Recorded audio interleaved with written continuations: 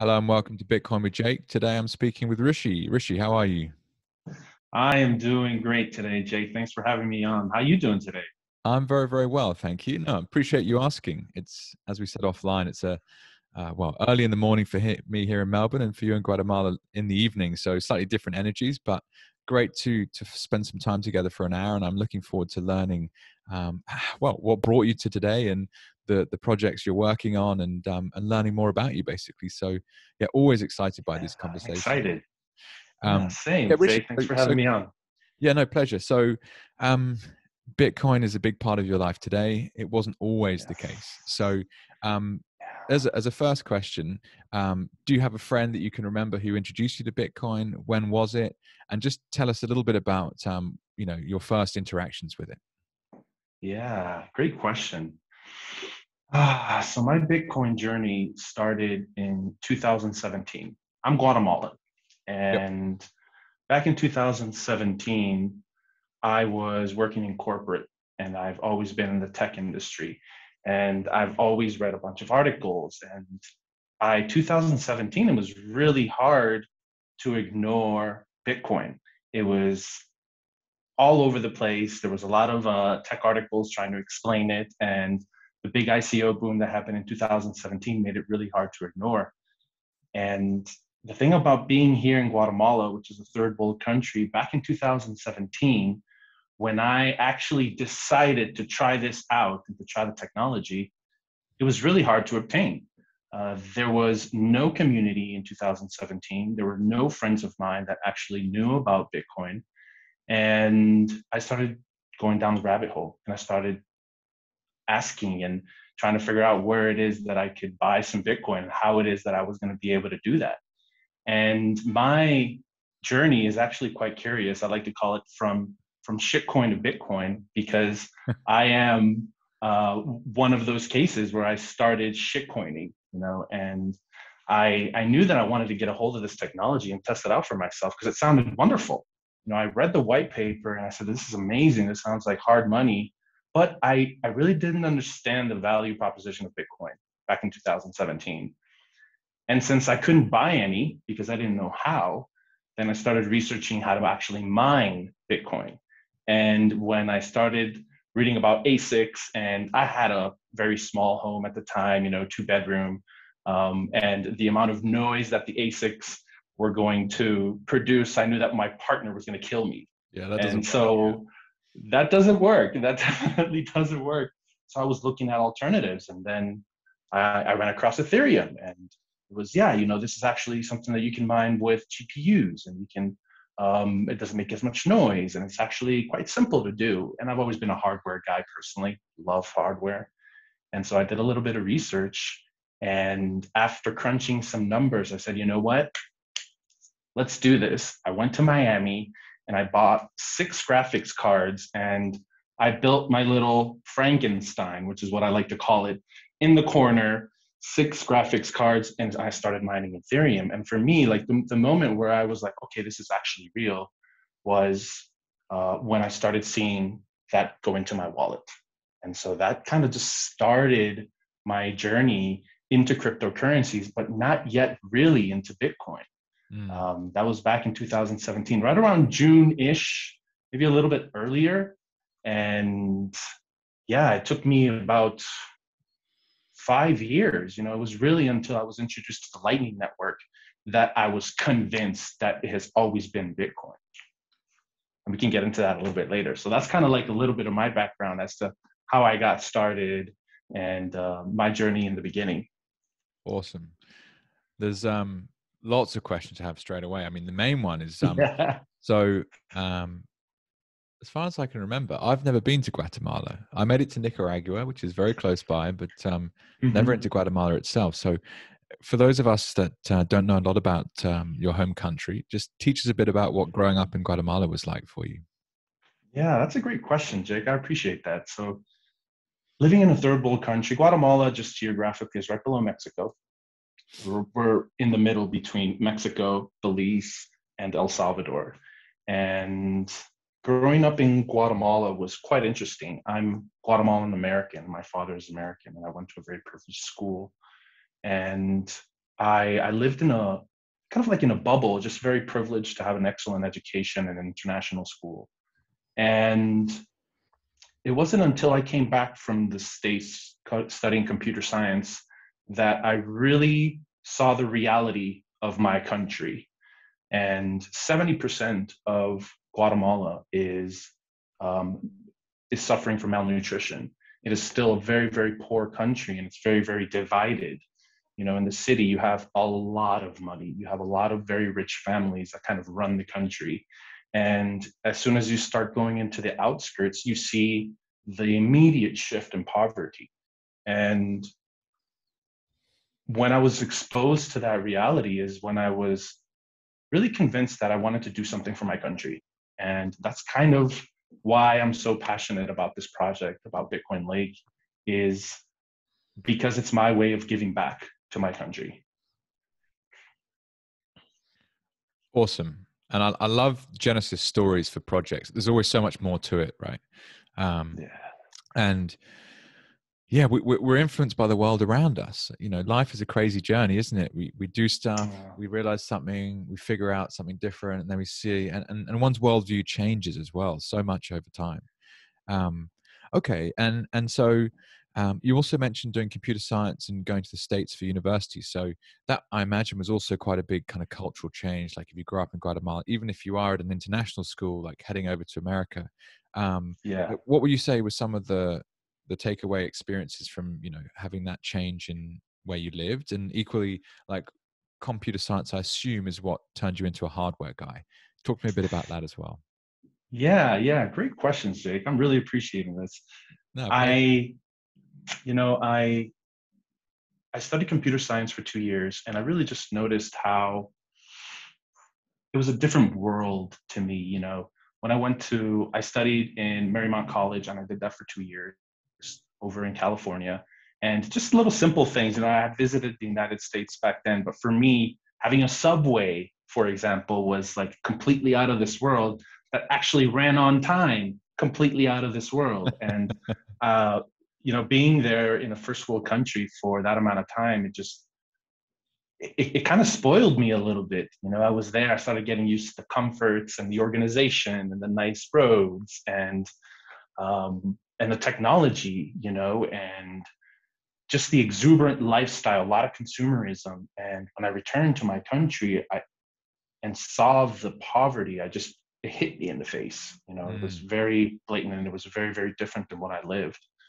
And even though I did study computer science, I actually came back here to Guatemala and I graduated as an industrial engineer. A little bit about my educational background. I'm an industrial engineer and I have a okay. postgraduate degree in quality assurance and a master's and MBA from a local university and then an MIM from Tulane University over in New Orleans.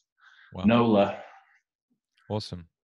Yeah. And so, yeah, you mentioned you were a hardware guy. So you got into the tech Yeah. industry, like you got you know, you got your studies done. Um, did you work in entrepreneurship, or did you start, you know, were you an inventor? Like what route did that take you down? Corporate. I Okay. really fell in love with the corporate structure. I was hired early on to work in the BPO industry, and a lot of outsourcing comes to Guatemala. You know, the big call center boom in Central America happened when a lot of the companies in the United States started outsourcing their call center operations and other back end operations. And taking advantage of the fact that I'm fluent in English, fluent in Spanish, Mm, you know, I'm native in both, then I was a good candidate to work in that industry. And I completely fell in love with it. Like I was very good at it. It was very structured. I actually enjoy, you know, the hierarchical structure and the rules. You know, my mathematical mind really enjoys the the context of having all of these different operations and the complexities of it. I love the complexity of it. And I actually did that for about 15 years in wow. different positions, but always in the BPO industry, which continues to be a really big industry here in Guatemala. And so what do you mean by BPO? Business process outsourcing. Okay. Yeah. And what would be an example use case of what that role exposes you to? So some of the kind of day-to-day skills that you have to pick up as part of the process. Yeah, I was a project manager for quite a long time. Hmm. And I was a project manager for software development teams. And after a couple of promotions, I was the service delivery manager, which is basically the manager of different accounts. And one of the accounts that I worked on is actually healthcare. And you'll know that in the United States, there are very complex healthcare programs, and there's enrollment periods, and there's claims that need to be made. And all of these things are coming through different inputs. We have they're coming through the mail, or they're coming through fax, or they're coming through email. Mm. And what a lot of companies are doing in the United States, especially in healthcare, a lot of healthcare outsourcing, is that all of these kind of data entry, call center jobs that can be outsourced are. Hmm. And so what we would do is we would take a lot of this information, whether it be enrollments, paperwork, basically, and we would organize them, send them over to India or the Philippines, and we have just people doing data entry on these forms. And then at the end, we would give the client, here you go, here's your file with all the information, so you don't have to worry about that. And we would charge per piece, for example. It's a Okay. huge industry. It's a huge industry. It doesn't Wow. require a lot of, it's very operational. It doesn't require a lot of creativity. It's Mm. just very mechanical. Yeah. And so, yeah, that's what I worked on for 15 years. And it's the kind of thing that strikes me that it will get automated at some stage. It just hasn't Yes. quite been done yet. Um, Yeah. and what intrigues me about that, I mean, someone like yourself, so you had some computer science experience, you ended up, qualifying as an engineer, and then ended up running software teams. Now, that's a Yeah. pretty good exposure to the technology space that has been, in my eyes, like the most rampant the last 20, 30 years, which is software. And that old Yes. saying of Mark Andreessen, software is eating the world. So you're in a great position to witness what is essentially a modern phenomenon. And then, of course, along come cryptocurrencies, which are software. To me, that is a good mix, because you're able to look Yeah. at it. Like, you started your story by saying, oh, I kicked off by doing some mining. Well, to most people, like, understanding that process would be like way too hard. But now you've Oh, explained yeah. all that, then the context, it's clear why you started looking at it. Um, Yeah, Jake. And I really loved it. I really enjoyed tweaking with the graphics cards. And I'd like, yeah, I would buy interesting. my electricity meter, and I would have my little Excel, and I knew how to overclock the graphics cards. And it's all about balance, and it's really interesting. I'm so grateful for that experience, because getting that type of exposure really exposed me to kind of like the economics of miners, which is such a large component of the Bitcoin ecosystem. And Mm, a lot of people don't really understand how that all works and how much that drives Bitcoin. mm. And having that exposure was really great. So I was able to just really understand not only Ethereum, but also Mm. Bitcoin mining as well. I started doing workshops quickly, and I found a community finally in 2017. But what kind of I like how we're kind of taking it in chronological order, so Yeah, we'll we'll get we'll there. I'll kind of we'll, explain we'll that a get little there, I bit. think. Yeah, no, and we're not Yeah, far off, to be honest. But so the 15 years you spent in this corporate area, like, that's now come to an end, and you're working in Bitcoin full time, are you, or it's still something that yes, you do? You are. Okay, brilliant. yes, How cool. yes, yeah. I actually quit my job last year to Awesome. dedicate myself 100% to Bitcoin. Yeah. Okay, and then, you know, brilliant tee up for a question here being, why did you do that? People ask me that all the time. I I love it, by the way. Like, having conviction in something. It's beautiful to see, and there are so many people that are making these decisions. And this is what this podcast is all about: is why are Yeah. all these people converging on this technology and making what are seemingly large risks with their Yeah. careers? And people are Mm-hmm. like, "You're all crazy," but are Mm-hmm. they? So, Yeah. Rishi, Yeah. why did you quit your job and go all in on Bitcoin? That's a great question. So first, I really want to I'm very grateful. I'm very grateful to have gotten in when I got in, and to have been able to purchase Bitcoin in 2017. And right around October, I made a very risky decision. This is not financial advice, but I was so convinced that this was going to be the future that I did something that no one should do, which is I took out a loan, and I finally found out how to actually purchase Bitcoin. And I remember back in the day, just that experience of having that conviction and purchasing, taking out a loan, and then buying Bitcoin back in 2017, right before the ICO boom crashed, right around October in 2017. Ouch. Yeah. I remember still to this day, like sending that money over to Japan because I used Kraken, and at that time they were banked in Japan, and sending that money, and then just kind of like clicking refresh on on the account, just like, is my money here? Is my money Where here? is I it? didn't know. Where Yeah. is it? Like, and this is actually one of the things that has I like to explain to people when I'm doing my workshops, is that it really takes time to trust in the technology. And this was a Swift transaction, but it also applied a lot to whenever I had to send a Bitcoin transaction. Like, it really takes some time. When you click send that first time, you have no idea if it's going to get to its destination, you know? And then 10 minutes later, or maybe 30 minutes later, the transaction There it actually is. lands, and you're like, oh, okay, you breathe. But the Yeah. second time, you're still a little scared. Like, it took me about like 30 transactions to just very blindly copy, paste, check the last three digits, Yeah. check the first three digits, Yeah. send. And it's like, I Bang. don't even worry. I know. I'm Mm-hmm. very similar. Isn't that interesting? Yeah. Yeah. Yeah. So So I you took took a out that loan loan, out and you bought some took a loan out, cryptocurrency at the top of what was bought the some market. Bitcoin. Yeah. No, actually, it was right before the big run. Ah, Like, okay. it Okay. was right around like October, maybe a little bit before that. And so it was right before the big run. And I was able to cash out a little bit, but then I lived through the bear market that followed for the Mm, next 2 years. It was mm, gruesome. And then that lifted. And so why was I able to quit my job is thanks to Bitcoin. mm, Thanks to Bitcoin, I was able to make enough money to actually be comfortable. And what I like to say is that Bitcoin gave me time, because now I'm in no rush.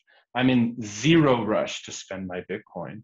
And because I know that it's going to appreciate over time. mm. And so it's thanks to Bitcoin that I was able to quit my job and dedicate myself now to this project, which is Bitcoin Lake, which is my way of giving back to Guatemala, my way of giving back to my country. Is I want to give you what Bitcoin gave to me.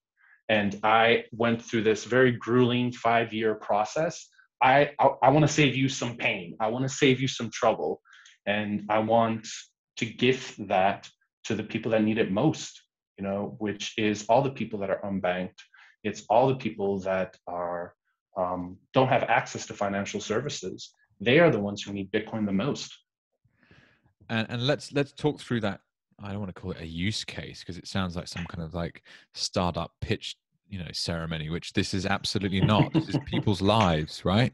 Yeah, Um, yeah. but you shared with me an article you'd recently written before the call that was talking about how you're designing community programs at Bitcoin Lake, as you've called it, in Guatemala. So just Mm-hmm. teach us more about like what was the genesis of that project, who lives there, why is it important to them, and as you mentioned, like, so how many people in Guatemala are unbanked, how many people have no access to financial services, what is the current situation for anyone living in Guatemala when it comes to trying to use money, like what money is used there. Just teach us all about why Yeah. Bitcoin Lake is so important.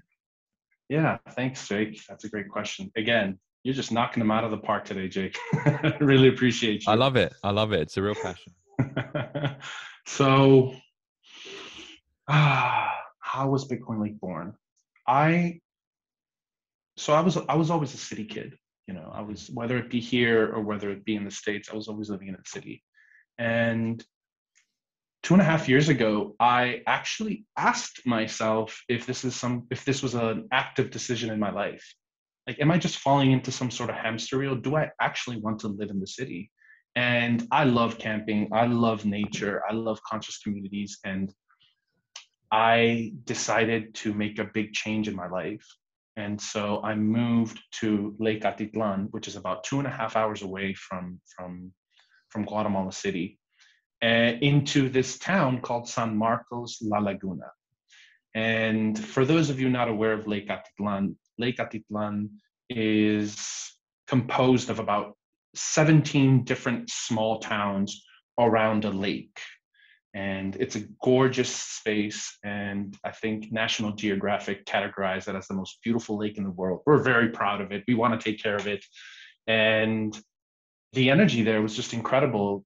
The conscious community that I was in really showed me a lot of things that the city couldn't, especially things about community. And I fell in love with the place. And in that process, I knew that there was a lot of foreigners, there's a lot of expats that love to retire around the lake. And there's a lot of people that come all over the world to the lake. And as I was there, I was noticing that there was a lot of people talking about Bitcoin, talking about cryptocurrency, and there was no one taking leadership in establishing meetups. And so going back maybe about 5 years to before I went to the lake, something that's important is because I was so early in Guatemala to be one of the first people that was actively involved in Bitcoin and in cryptocurrency back in the day, and I was a miner, started doing workshops, we started actually building a community called Blockchain for Newbies. And that started to grow quite quickly. And right around 2018, we were about 200 members strong. And what we used to do is, again, we started doing meetups. And we really understood that Bitcoin was so much about community. And we started doing meetups, and I started meeting other people that were passionate. I'm a libertarian, they were libertarians, and they also fell in love with technology. And we were all just kind of learning together. And so we built this community in Guatemala City.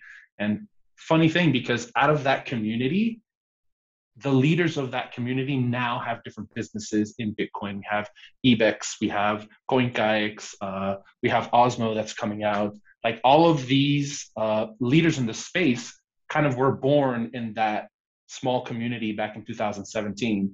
And Guatemala is quite small, so we kind of all know each other. We all kind of support each other, which is great. Awesome. So since I had that experience of forming community from zero, I decided to do the same thing in Lake Atitlan. And so I started doing meetups, and I started a Telegram group, and people started joining. And quickly I started being a leader in the space. And a lot of people would start asking me questions about this. And I was like, okay, this is actually happening. And there's a lot of people that are just really, really interested in the space. Then about 3 months in, I get a phone call from a friend of mine. He said, listen, I have Peter McCormack, and we're in El Salvador, and he says he wants to go visit what you're doing over in Lake Atitlan.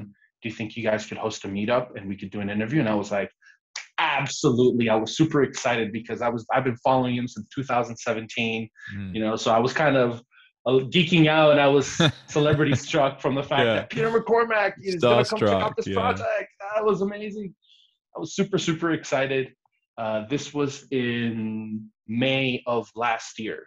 And so I said, absolutely, bring him over. And so he did. He came, and we had a meetup. And this is where the idea of Bitcoin Lake was born.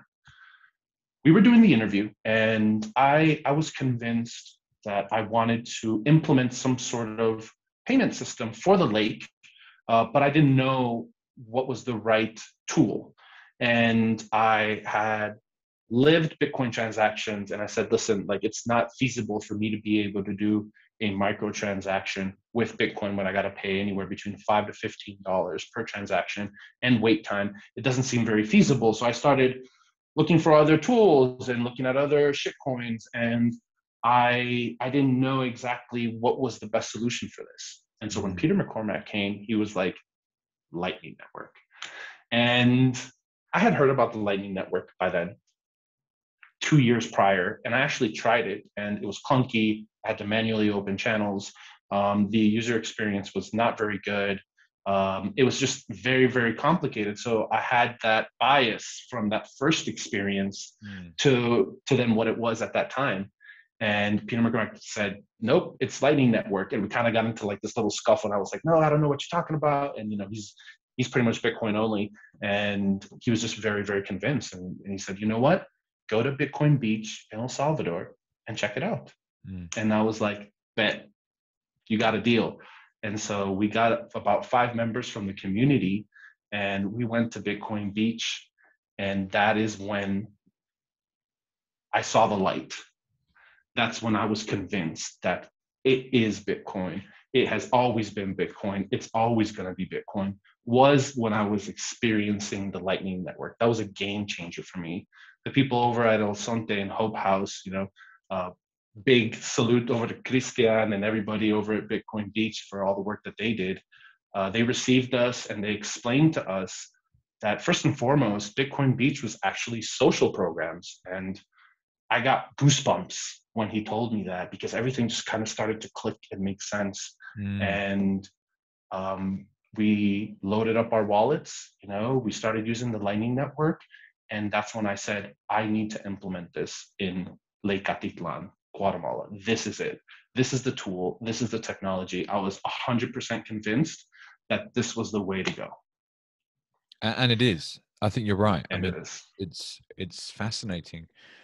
And I mean, as entrepreneurs, or entrepreneurship does funny things, but you know, an age-old idea is you go to a country, you see a business working really well, you go back to your hometown, it doesn't exist there, you recreate said business with a slightly different brand and a local twist, and bang, you've got a business.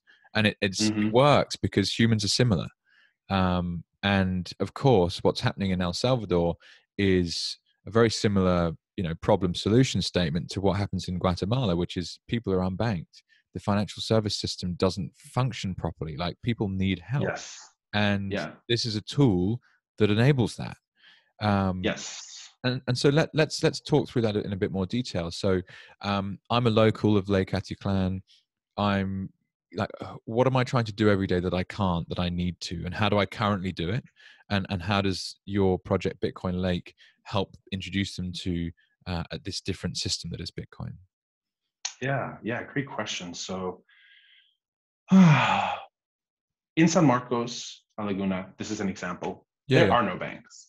We have one ATM that works half the time, and you have a lot of foreigners that come in and they actually want to spend money. It's like, that's the reality. That's the reality. And this is a major hotspot. Like, take into account, this is a major hotspot in Guatemala. And even then, being a major hotspot, simply the banking industry can't really fulfill that demand. And they haven't. They don't have any interest in it, because these aren't the clients that actually give them revenue, you know? So they have actually no interest to actually provide them with service. And so in the lake, which is huge, like I said, 17 towns, there's only 2 towns that actually have banks. Everybody else relies on ATMs that work half the time. So for foreigners, this is actually very useful to have Bitcoin as a payment system within the lake, because they don't have to worry about that. They don't have to worry about whether the ATM, because they have money elsewhere. They don't have money here in Guatemala. They have money in the States. They have money in Europe. And the banking system in Guatemala is so closed that it's basically impossible for a foreigner to open a bank account. And unless he's using his ATM, you know, every other day, which is going to incur with crazy fees, there is no other way for him to him or her to put money into Guatemala and to buy goods and to pay for their hotel. And there's not a lot of credit card usage in the lake either. And the reason behind this is kind of the same. The there's kind of like a monopoly in Guatemala in regards to credit card providers, and businesses are charged anywhere between 5 to 7% per transaction. Wow. And it requires them to be banked. It requires a crap ton of paperwork. It's clunky, it's bureaucratic, it takes a long time. And so that's why most of the transactions and most of the business that's run at the lake is all in cash. Most people don't accept credit cards. And so you have a gap, right? You Yeah. have the tourist that has a credit card, which is basically their only form of payment because it's really hard to get cash. Yeah. And then you have the local vendor that doesn't accept credit cards. So how can we bridge them together? Bitcoin fixes this right there. Brilliant. This is such a really good use case, and there's a couple more. You know, there's a fact that there's a lot of foreigners that want to buy land. They want to retire in at the lake. So if it's hard to bring down $500, let alone $500, $50,000, it's even harder to get that money down. And so again, Bitcoin fixes this. Bitcoin is able to bridge the gap between people that want to spend money and people that have businesses there at the lake. And so when you say using cash, that is with US dollars, or there's a Guatemalan currency? The Guatemalan currency is quetzal, Quetzal. and the exchange rate is about 7.75 quetzales per dollar. Okay. And the quetzal. So what is the history of the quetzal? So is this a money that is well managed and has a low inflation rate, or is it the opposite? How has the financial health of Guatemala been managed over the years? And is using cash a problem for people, or are they quite happy to do it? Obviously, an ATM that only works 50% of the time, I imagine, makes it quite difficult to use cash. Yeah. But to talk a little about the status quo in that sense, like how is the financial system managed at present? Yeah, that's a great question. So the monetary policy in Guatemala, some people would say, is actually one of the things that this country actually does decently. Okay. And we had an exchange rate of about 5 quetzales per dollar for probably about a couple decades. It wasn't until I want to say about a decade ago that it actually broke that parity and started to increase. And Okay. in regards to actual commerce, most of, I'm not up to date with the statistics, but I want to say around at least 65%, if not more, probably a whole lot more, like 75% of all the money that is circulating is done through cash and is done through informal transactions. Wow. Okay. Because there's so many people that are unbanked, and a large part of the economy is based on the big markets in the different parts of Guatemala, and it's all cash there. It is all cash. So cash is a big component. And even though the inflation is decent in regards to the dollar, we all know how the dollar has just been crazy right now, especially right now with inflation, because we're dependent on it. We're so close to the United States that anything that happens to the dollar impacts us. Yeah, I'm sure. Wow. And so, what struck me and I mentioned again the article that you shared with me before. Thank you.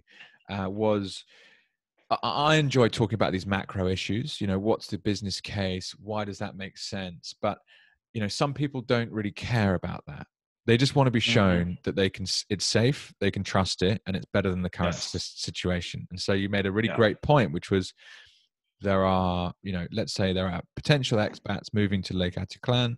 They want to buy property. They need to build a house. They need to find someone who's a mason or a furniture maker or something. And these guys are all there, but they obviously, they demand cash. Why do they need to change? That's how it's always worked, blah, blah, blah. And you've designed programs that are much more kind of bottom up, is the phrase you used. So you're putting the technology in people's hands. You're teaching them how to download Lightning wallets, how to send transactions to each other. People like you and I who have become, this deep down the rabbit hole and are trying to teach people about it and talk about it, like it's a constant game. Like, how do you best teach people about Bitcoin? And one frame I Yeah. always like is, what's a person's biggest problem? If you can Yeah. identify that, let's say they're unbanked, that's quite a big problem. Or they're an expat that's trying to move money across countries, that's quite a big problem. There's different solutions Bitcoin provides. But where did the genesis for the bottom-up approach come from? And how much more success with that have you had versus previously, like, beating people around the head with the Bitcoin Standard and saying, read this book? Yeah, that's a great question. So I'm gonna kind of go back in time to when Bitcoin Lake actually was created. And when I came back from El Salvador, from El Sonte and Bitcoin Beach, and I was convinced that it was Lightning Network that we needed to implement here at the lake for a payment system. And it was a perfect Trojan horse for people to be exposed to this technology. I I presented the project to the community, and I told them that first and foremost, Bitcoin Lake was a Bitcoin only project. By that time, I was completely and utterly orange pilled, and I was convinced that it was Bitcoin and it had to be Bitcoin. And I said that this was going to be a Bitcoin only project, and that it was going to be social programs funded by Bitcoin. And to be able to actually have those social programs, we were going to have to um, embarked this through 3 different phases. And phase number 1 was actually creating the circular economy. And that means training the locals. That means training everybody on how to use the Lightning Network. And I knew that one of the key elements was going to have an easy cash out method, because it took me, 5 years to be convinced, and it took me a really long time to go from shitcoin to Bitcoin. And we're talking about the poorest population of Guatemala, and they need to pay their bills, and savings is a luxury for a lot of people here in Guatemala. And so I knew that first and foremost, we had to find a way for them to change their Bitcoin into quetzales if they needed to. And so working together with a brother at the lake, his name is Pat. We kind of talked about it, and he actually brought down a Bitcoin ATM from Lamazu all the way from Portugal. And so this was like a really important component to having the technology not be such a big leap. If we were going to bring things that are familiar to people that have used it in the past, it was going to be huge. So by having that Bitcoin ATM available and having them use it, and giving them an opportunity to cash out their Bitcoin whenever it is that they wanted, was going to be an important part of the circular economy, which is just phase 1. And there's 2 other phases, and we'll get there. So when I do these workshops, that's what I tell them. It's like, this is the technology. I've been talking about cryptocurrency and Bitcoin for quite some time. Now that I'm Bitcoin only, I have them download the wallet right there and then. And I learned quite quickly that the approach that I used to give with giving these workshops, I started with the theory, what is Bitcoin? And let's talk a little bit about mining and how that works, and asking all these theoretical questions. But the moment that I realized that, hey, when someone asked me, what's Bitcoin? I said, money. Bitcoin is money. I changed my approach completely. And so I have them download a wallet in my workshops, and I onboard them right away. Self-custody is really important to us. And so we give them a piece of paper. Right now we're using Moon Wallet. We give them a piece of paper, and they write down their backup phrase. And right there and then we give them, 5 quetzales worth of Bitcoin, and then they have to send a transaction. And then at the end of the workshop, we have them uninstall Moon and then reinstall it using their phrase. And that's such an important component, because that's when they're like, oh, okay, they understand that their money doesn't live on their phone. It's backed by the technology. And a lot of people then, they're convinced. And when I say you can change this to quetzales whenever they want, they're like, okay, so it's just kind of like a credit card. And I'm like, sure, if you want to use it just as a payment method, that's absolutely valid. Not everybody wants to hodl their Bitcoin. I respect that. these businesses need to pay bills. And so the Bitcoin ATM was a big component of that. And then we have a partnership with another company called CoinKayaks. Big up to CoinKayaks for working with us. They're a great company. And so they actually offer a service of having like a Bit POS. So it's a Bitcoin POS. It's very similar to Moon. You open the app, you type in how much you want to charge. The client or the consumer pays for that transaction, and then it gets automatically changed into quetzales and deposited into their bank account for the people that have bank accounts and for the people that want that option. So for Bitcoin Lake, having those two options, the Bitcoin ATM and CoinKayaks, as a way for easy cash outs, it was a no-brainer for them, and CoinKayaks charges 2%. For locals, the Bitcoin ATM is actually, we're able to have it at 0%. We charge no fees for locals who want to change their Bitcoin into quetzales, into fiat.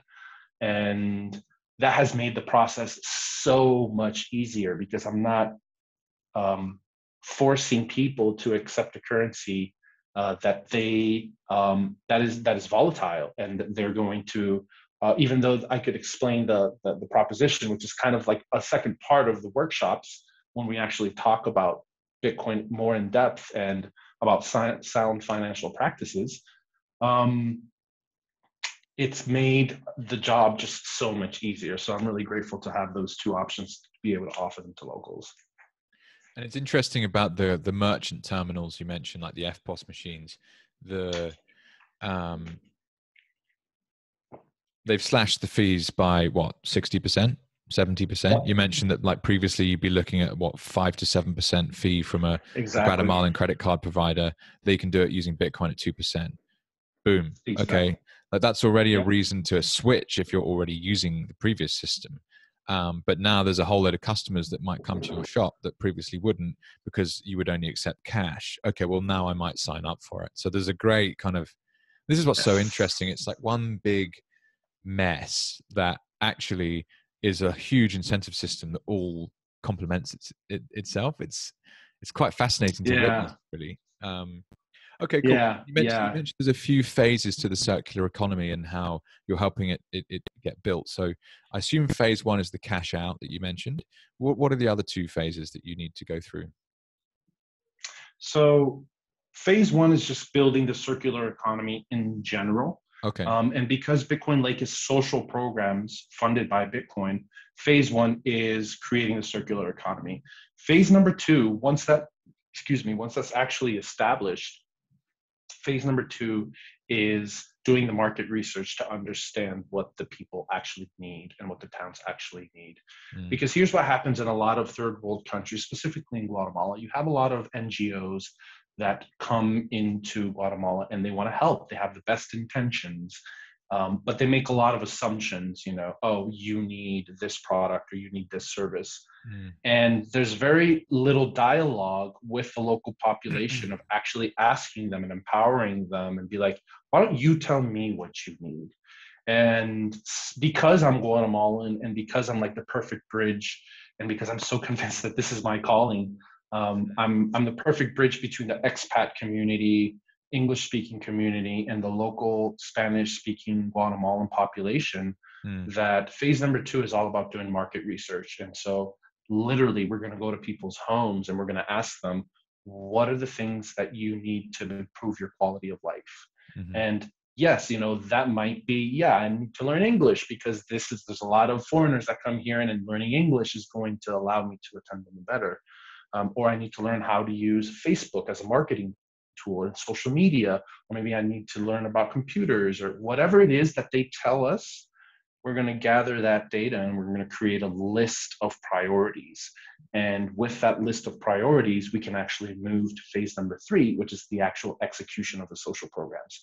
That's basically going to give us the guide of what it is that we need to do. List number one or priority number one, and we turn that into a social program. And then we come out into the very generous Bitcoin community and we say, this is the new social program.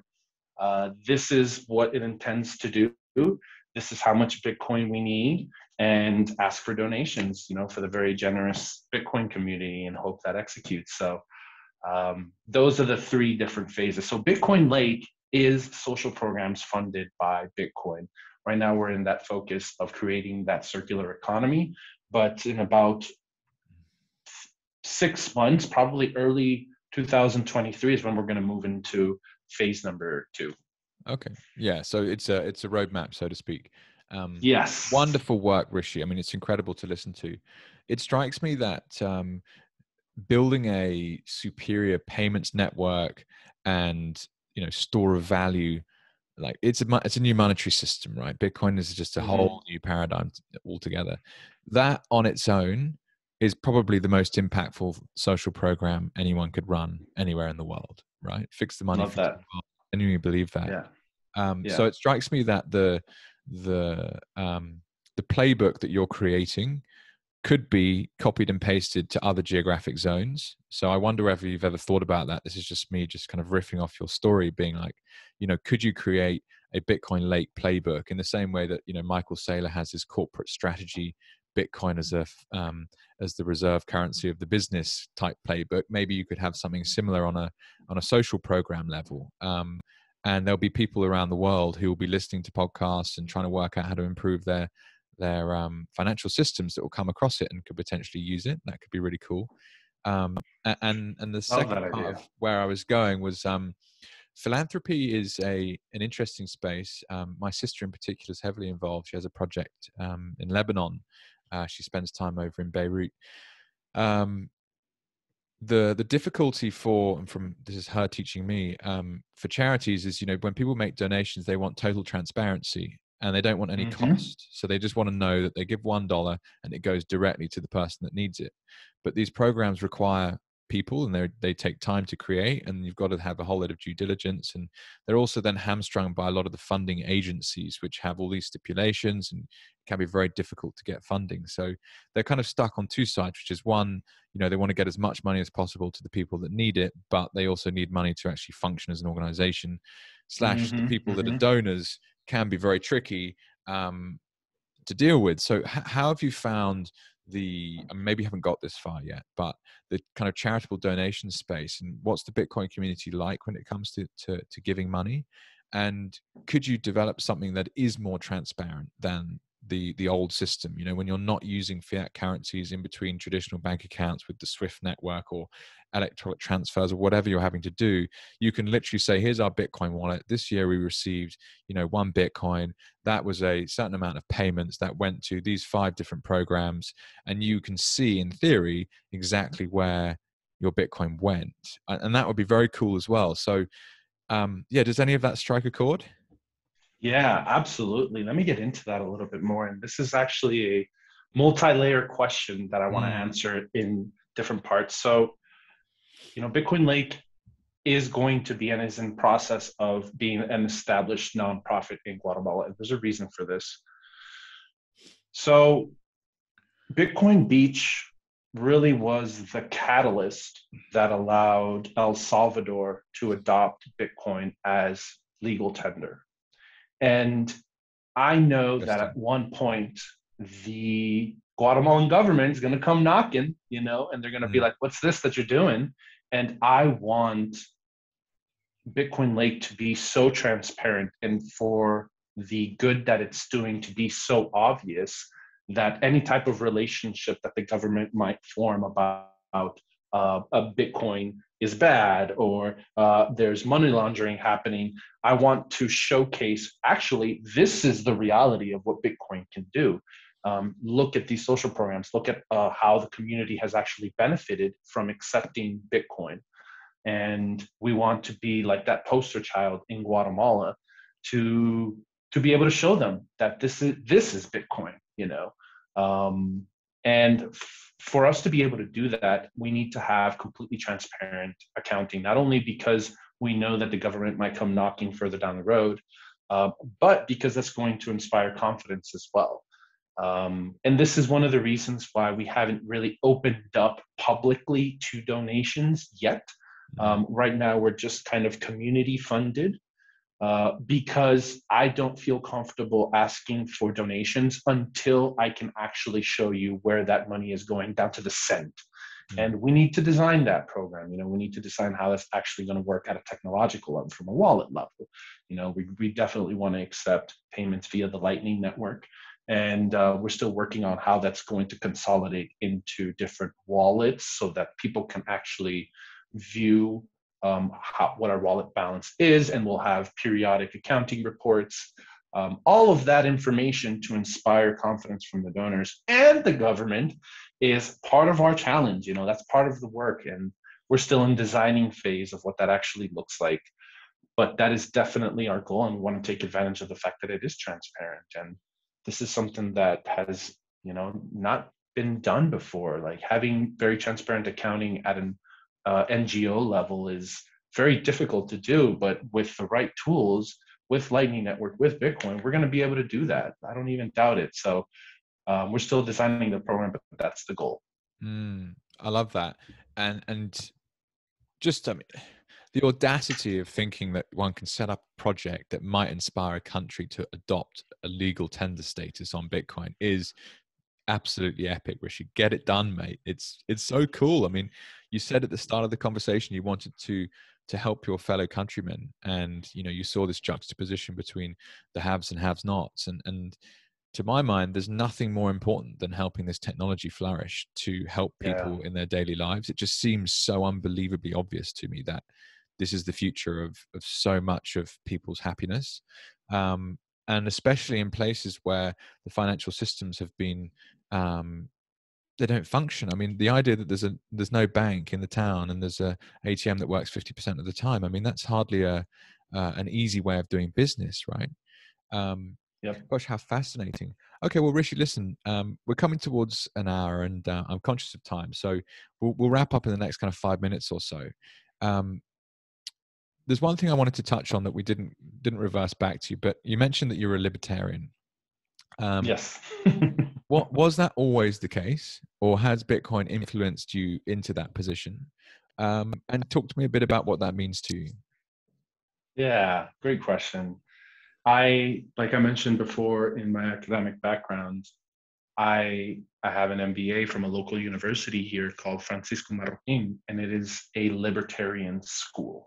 Okay. And prior to that, my family was this very highly Democrat. And I was always leaning more on the conservative side of politics, especially, understanding economics a little bit more and realizing the realities of human nature. And when I went to Francisco Marroquin University, which is a libertarian school, the economics classes that they gave really opened my eyes on the terrible job governments do to actually provide the services that they want to provide.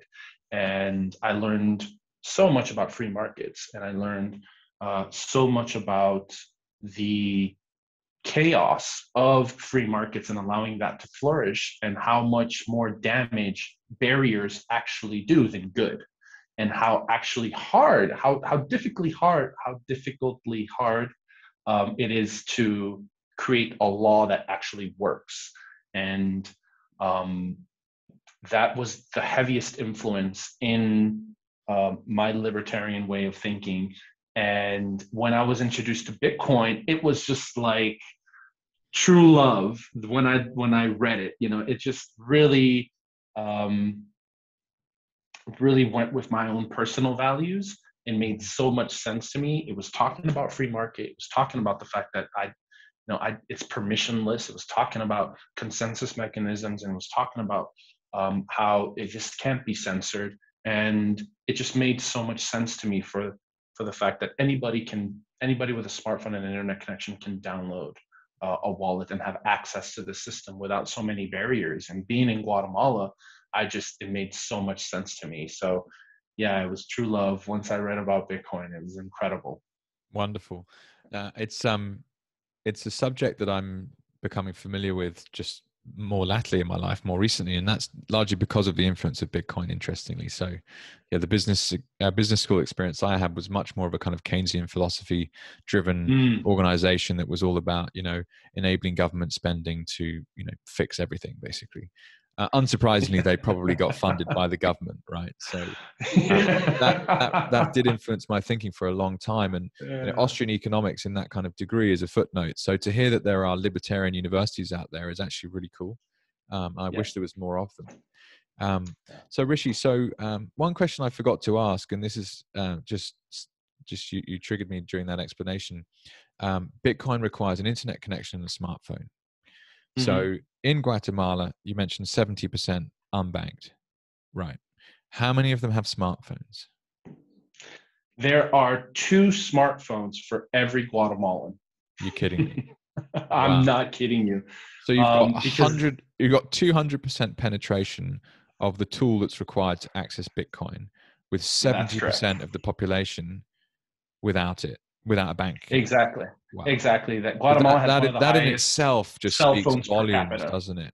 Wow. Yeah, it does. Okay. It does. So the infrastructure is there. The infrastructure is there. Yeah. We just need the educational aspect, which is what we're doing. We're doing the groundwork of teaching them how to do that. Connecting the dots. Well, Rishi, listen, an hour's gone by. Thank you so much for your time. Good luck building Bitcoin Lake. It's a incredible project, and you sound like you've made some great progress. So my final question is, where can people reach out and get in touch if they want to? Thank you, Jay. Thank you so much for having me here, everybody. You can reach us at Bitcoin Lake through across social media. We're on Facebook, we're on Instagram, and we're on Twitter as at Bitcoin Lake. You can also check out our website at bitcoinlake.org. And we even have TikTok. We don't have a lot of TikToks up yet, but we know that this is definitely for the young people here in Guatemala. We want to get them involved, so that's coming. But thank you so much, Jake, for having me here. I had a great time. Thank you so much for everything. Pleasure. Thank you so much, Rishi. Take care.